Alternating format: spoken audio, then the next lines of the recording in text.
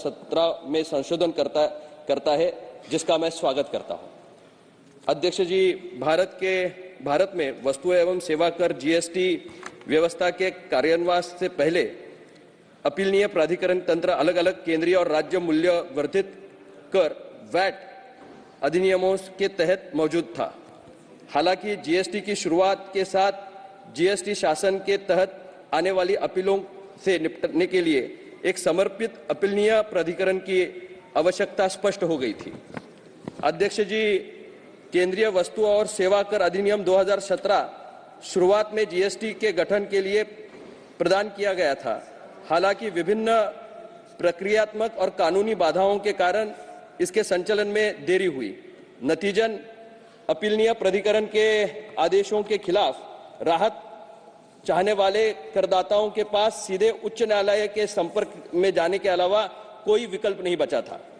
अध्यक्ष जी, जैसे कि विदित है, यह विधेयक मुख्य रूप से केंद्रीय वस्तु और सेवा कर अधिनियम 2017 की धारा 109 और 110 में संशोधन करने पर केंद्रित है, ताकि उनमें ट्रिब्यूनल सुधार अधिनियम 2021 के साथ संरेखित किया जा सके।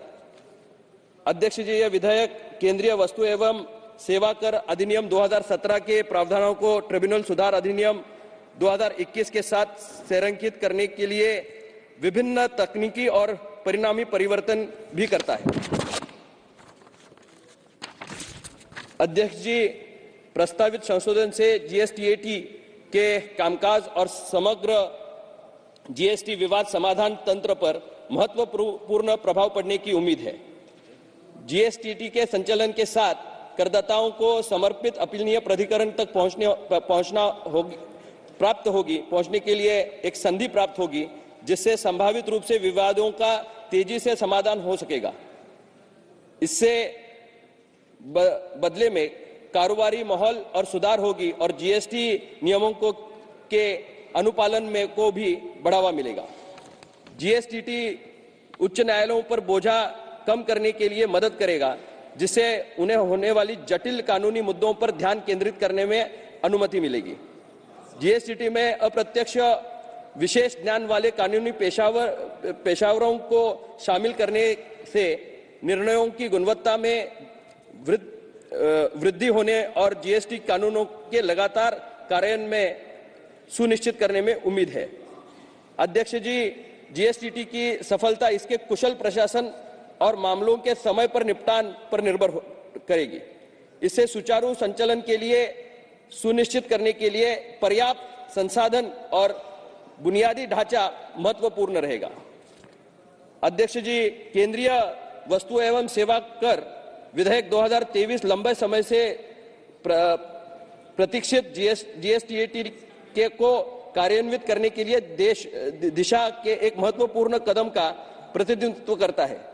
इस कदम से जीएसटी विवाद समाधान तंत्र में उल्लेखनीय सुधार होने की उम्मीद है, जिससे करदाताओं और सरकार दोनों को ही लाभ होगा। हालांकि जीएसटी की पूरी क्षमता को साकार करने के लिए कुशल कार्यान्वयन और पर्याप्त संसाधन सुनिश्चित करना महत्वपूर्ण होगा। मैं आदरणीय मंत्री जी से ये अनुरोध करना चाहूंगा कि ये जो अभी नया ढांचा बन रहा है, कानून बन रहा है, उसके माध्यम से करदाताओं को बहुत फायदा होने वाला है।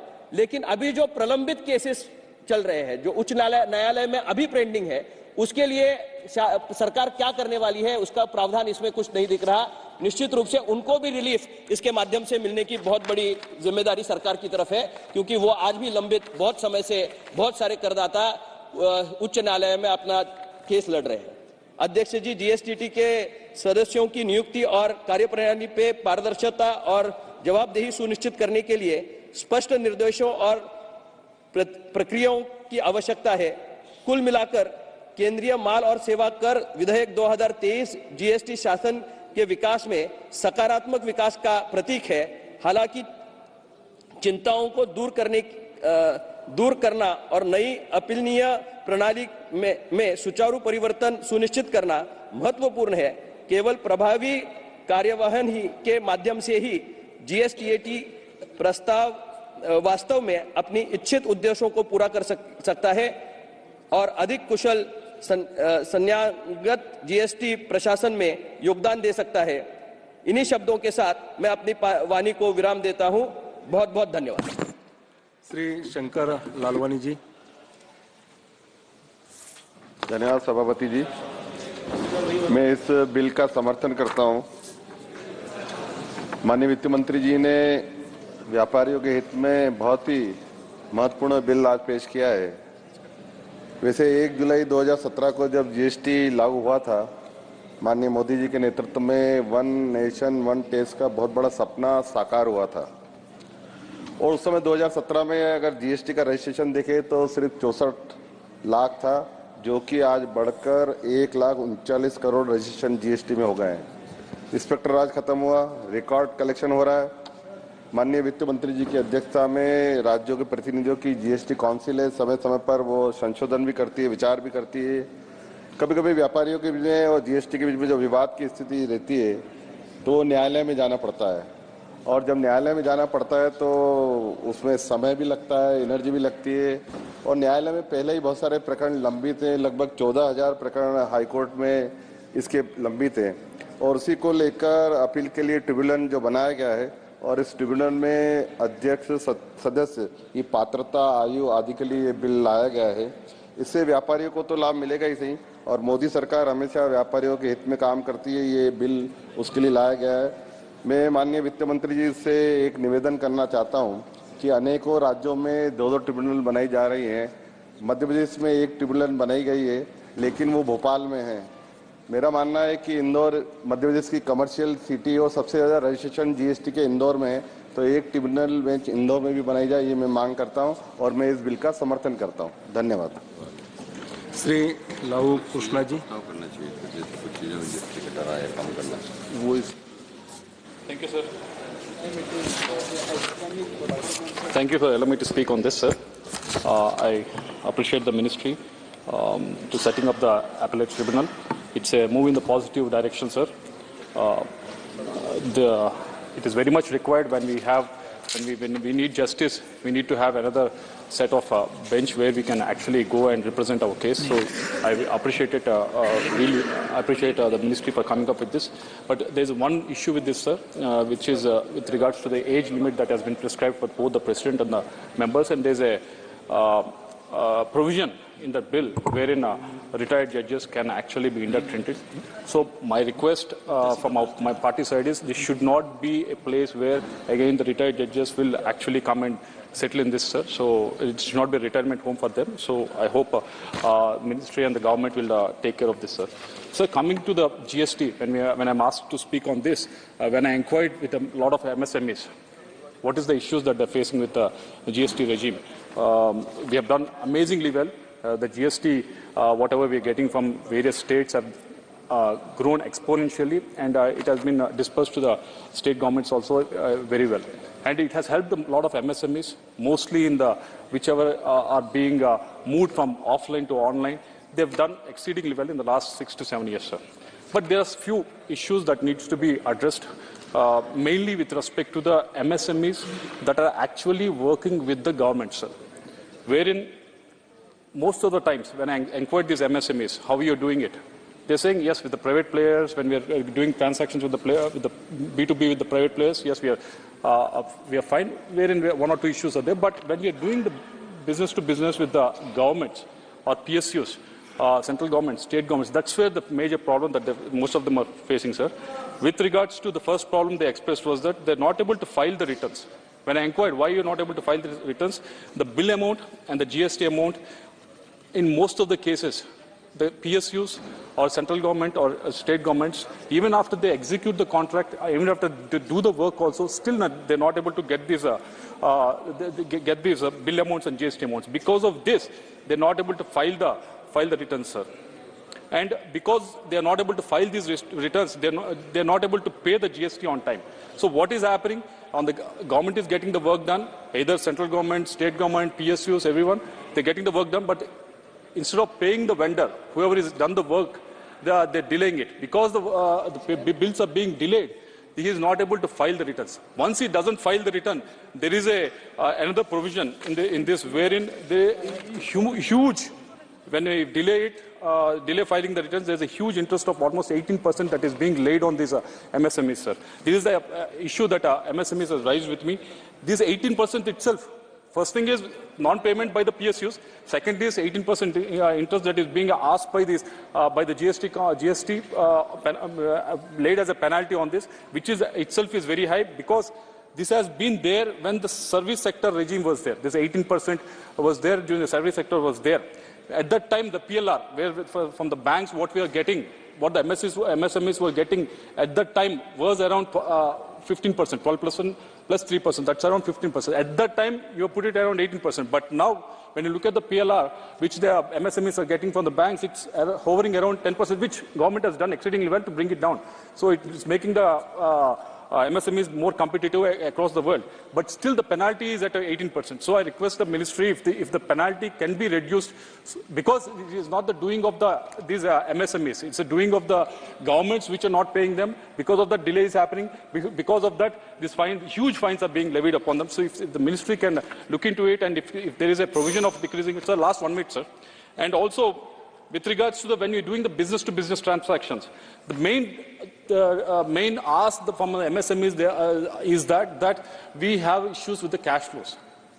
Why they have issues with the cash flows is they have to pay 18% of GST plus 10% TDS, and you return the 10% TDS after 1 year. So on the day he starts business, 20% or 28% is being paid to the government. So he has to wait for 1 year for this to be realized. So if this can be looked into, if the ministry can look into it and can come up with a solution, sir. And also, last 2 points, sir.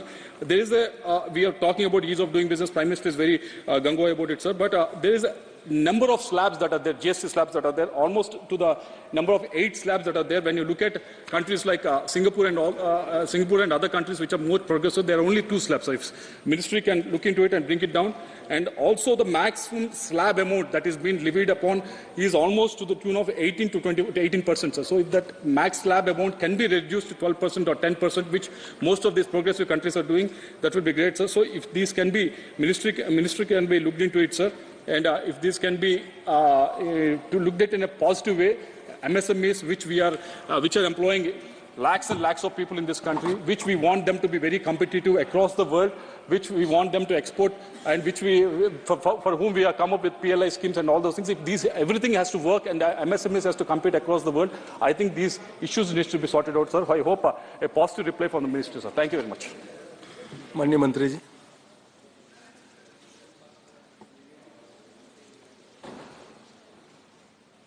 Let me thank all the honourable members who participated in the discussion.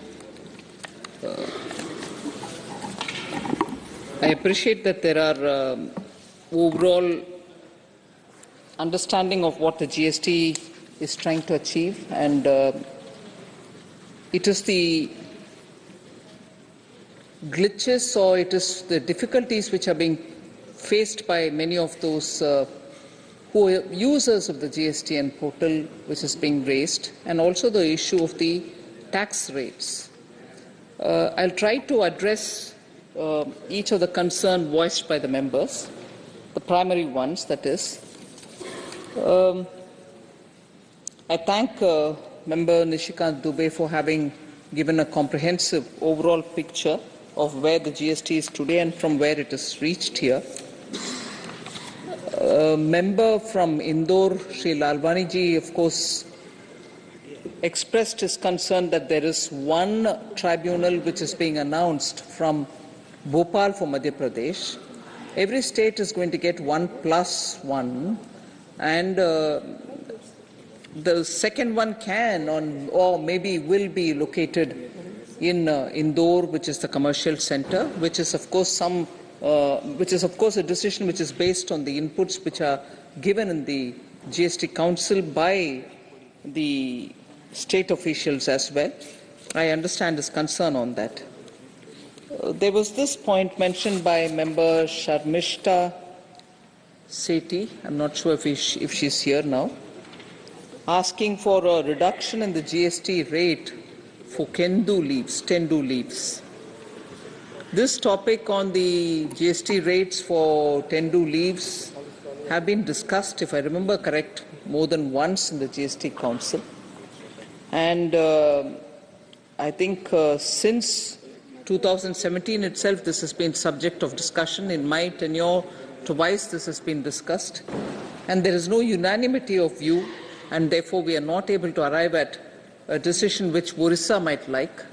So the matter on the Kendu leaves lies there. But it is not because the GST Council did not take it up for discussion. It was taken up, but no unanimity has been arrived. Also, Member Sethi also raised this issue of taxation on online gaming with prospective effect, or if there is a need for a clarificatory exercise. The clarification on that levy was issued, sir.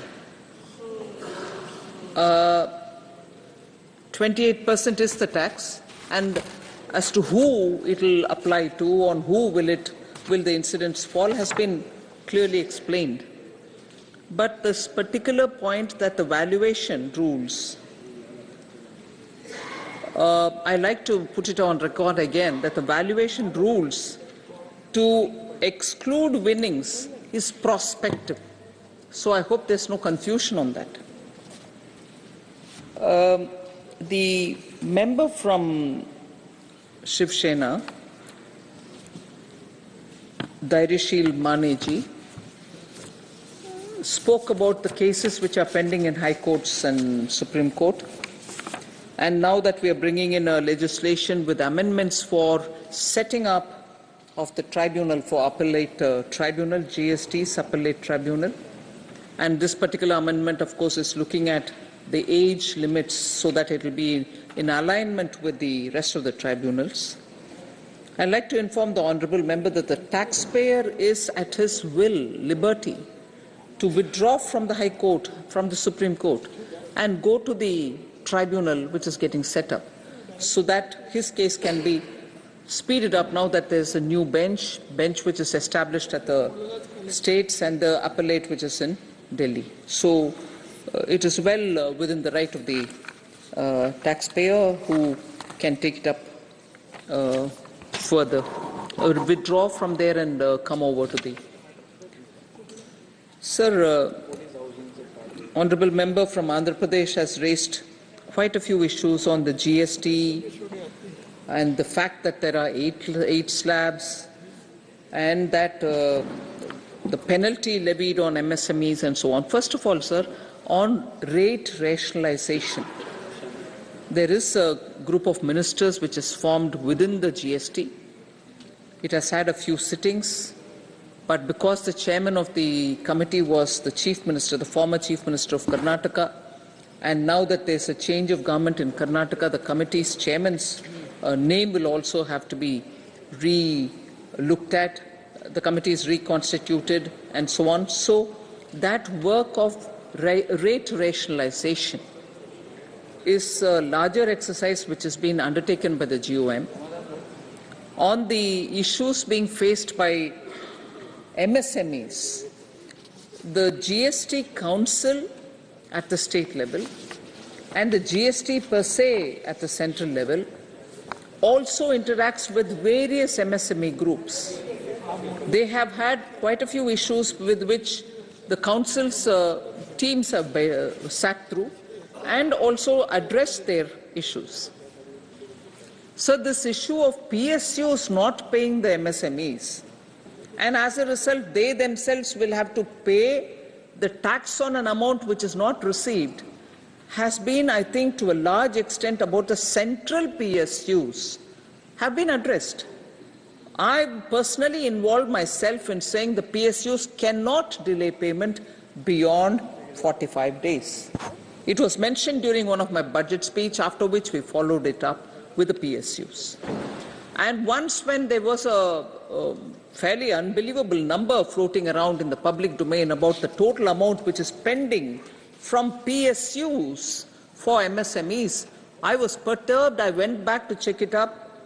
This understanding that PSU means central may not always be correct, sir. Yes, there are PSUs, central PSUs, which owe money to the MSME, and all of us ministers have been very keenly observing them that the delay should not be beyond 45 days, and the central PSUs largely now go by that understanding. But however, I don't have an authority to speak about state PSUs, and it is not a secret that state PSUs who owe a large amount to the MSMEs. And the problem therefore remains for the MSMEs, but it is outside of my realm. It is very much the realm of the states, where the same concern for MSME should be understood by the state governments, and they should quickly clear the bills. I would like to inform the member that this budget, which was read out on the 1st February 2023, we made it a point to say that large companies cannot benefit from claiming those fiscal incentives and other incentives which are given to them without paying the dues to the MSMEs, as they would normally show it as an expenditure, that expenditure which is going as payments to the MSME, and as a result, that expenditure should not be taxed, is the common sense understanding. But you have not paid them. And without paying them, if any company shows it as an expenditure, they cannot draw the claims for having spent that money when actually you have not spent it. You have not paid the MSMEs. So we brought that change in this particular budget so that these advantages which accrue to the larger companies without actually paying the smaller companies should not accrue till actually they make the payment, whichever fiscal year it may be. So we have been fairly sensitive to the needs of the MSMEs. I am quite happy to hear more about it, and when I was recently in Vijayawada, Honourable Member met me with a delegation and gave me also a lot of representations. We'll take that on board. So that being my reply to all those Honourable Members who spoke about it, I am very grateful, sir, and I seek the House and its cooperation to pass this amendment. प्रश्न है कि विधेयक पर विचार किया जाए। जो सदस्य इसके पक्ष में वो हाँ कहे, जो सदस्य विरोध में वो ना कहे। मेरे विचार में निर्णय हाँ वालों के पक्ष में हुआ, हाँ वालों के पक्ष में हुआ। विधेयक पर विचार करने हेतु प्रस्ताव को स्वीकृत किया गया। अब सभा विधेयक पर खंडवार विचार करेगी। प्रश्न है कि खंड 2 विधेयक का अंग बने।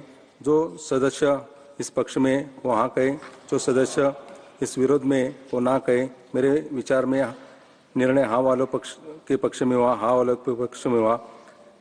खंड 2 विधेयक का अंग बना। प्रश्न ये है कि खंड 1 अधिनियम सूत्र और विधेयक का पूरा नाम विधेयक का अंग बने। जो सदस्य इसके पक्ष में वो हाँ कहे, जो सदस्य विरोध में वो ना कहे।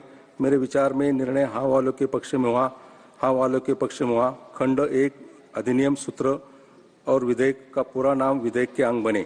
मंत्री जी अब ये प्रस्ताव करेंगे कि विधेयक को पारित किया जाए। प्रश्न है कि विधेयक को पारित किया जाए। जो सदस्य इसके पक्ष में वो हाँ कहे, जो सदस्य विरोध में वो ना कहे। मेरे विचार में निर्णय हाँ वालों के पक्ष में हुआ, हाँ वालों के पक्ष में हुआ। प्रस्ताव स्वीकृत हुआ और विधेयक पारित हुआ। आइटम नंबर 31 अनिंतर कर संग्रह विधेयक 2023। माननीय मंत्री जी। Sir, I rise to move that the bill to provide for the immediate effect of for a limited period of provisions in bills relating to the imposition or increase of duties of customs or excise be taken into consideration.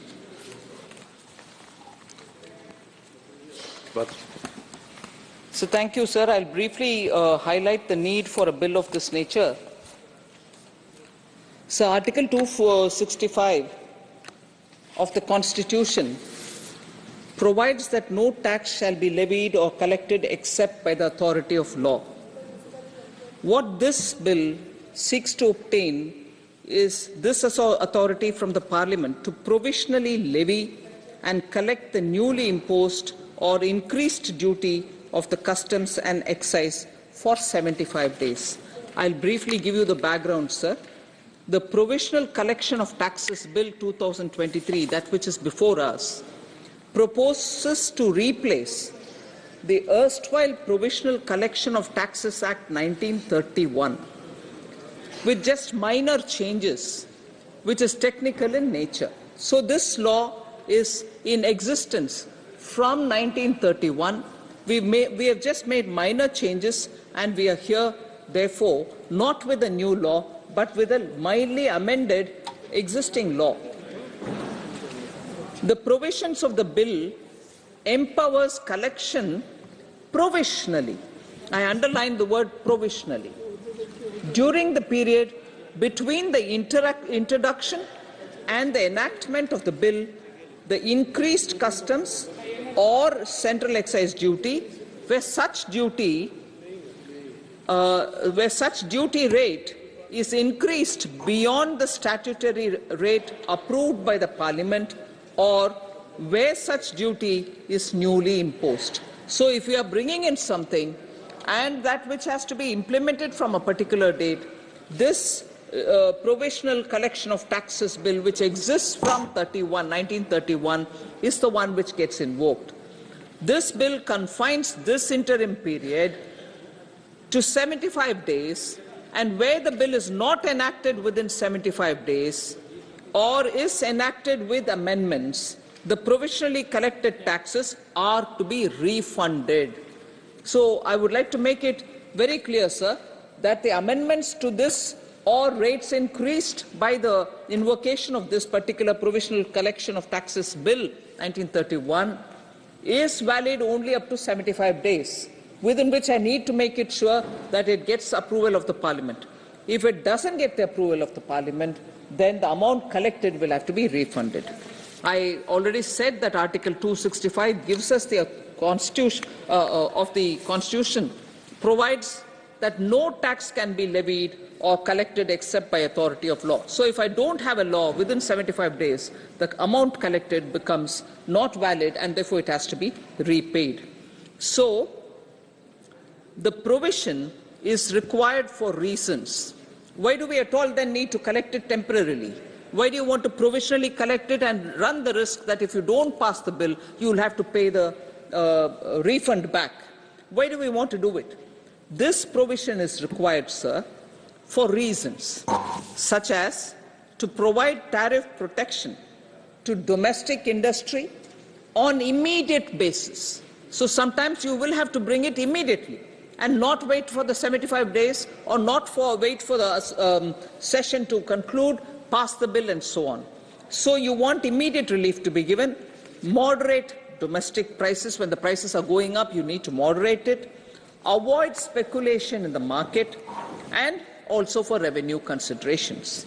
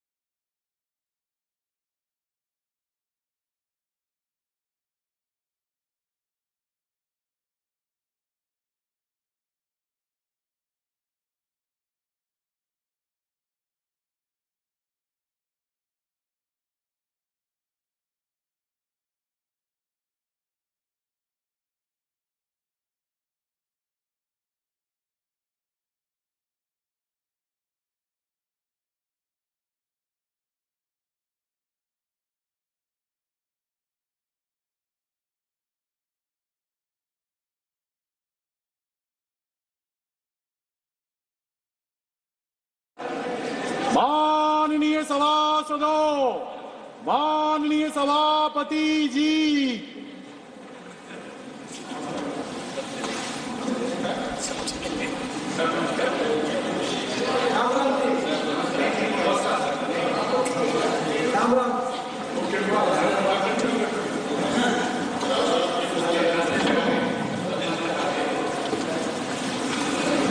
Ram Ram के ऊपर एक बात है कि बस में एक young आदमी जा रहा था, उसके साइड में गांव का एक बुजुर्ग बैठा था। तो उस यंग आदमी ने सिगरेट पीते हुए पूरे के पूरा धुआं ताऊ के ऊपर फेंकता था। ताऊ परेशान था पर कुछ किया नहीं। आखिर में उस युवक ने सिगरेट ऐसी पी कि एक चिंगारी ताऊ की धोती के ऊपर पड़ गई। तब उस यूथ को लगा कि मैंने सीमा पार कर दी है। तो उसने कहा, ताऊ तेरा गांव कौन सा है? बोला, क्या पूरे गांव की आग लगाएगा? तो कर दिया सो कर दिया, आगे क्या करना है? पूरा दिन इतना दुखी है।